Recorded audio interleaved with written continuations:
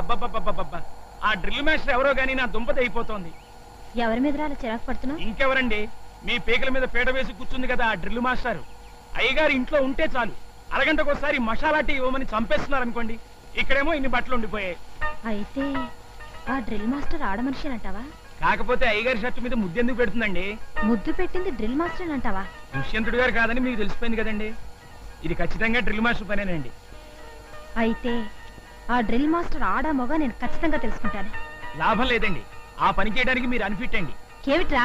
అవునండి, ఆ రోజు మీరు ఆ షర్ట్ కత్తిరించి సలిగి పడుకున్నారే గాని అప్పుడే అయ్యగారిని ఓ పట్టుపట్టి నిలదీసి ఉంటే నిజం తెలిసిపోయిండేది కదా.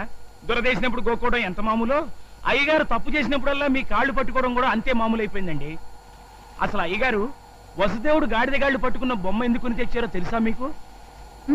తప్పు చేసినప్పుడల్లా అయ్యగారు ఆ వసుదేవుడు బొమ్మను చూసి ఉత్సాహం తెచ్చుకోవడానికి. మీరేమో సర్లేరా, ఈ సణుగుడు మానేసి ఇప్పుడేం చేయాలో చెప్పు. అయ్యగారు సొంత వ్యవహారాలన్నీ డైరీలో రాసే అలవాటు ఉంది కదా. అవును. అయ్యగారు చూడకుండా ఆ డైరీలో ఏం రాశారో చదివేస్తే ఆ డ్రిల్ మాస్టర్ ఆడో మగో తెలిసిపోతుంది కదండి.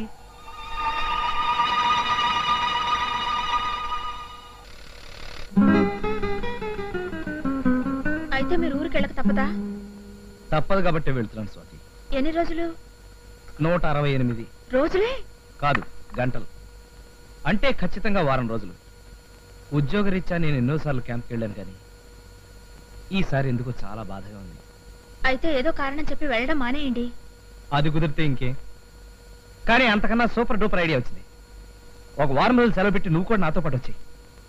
స్కూల్లో పిల్లలకి స్పోర్ట్స్ జరుగుతున్నాయండి, ఇప్పుడు నాకు సెలవు ఇవ్వరు. It's my bad luck. పట్టు పట్టు చెయ్యబట్టు చిన్నదాని చెంగేబట్టు నన్ను నిలగాచి పెట్టు ఓ పుల్లోడా.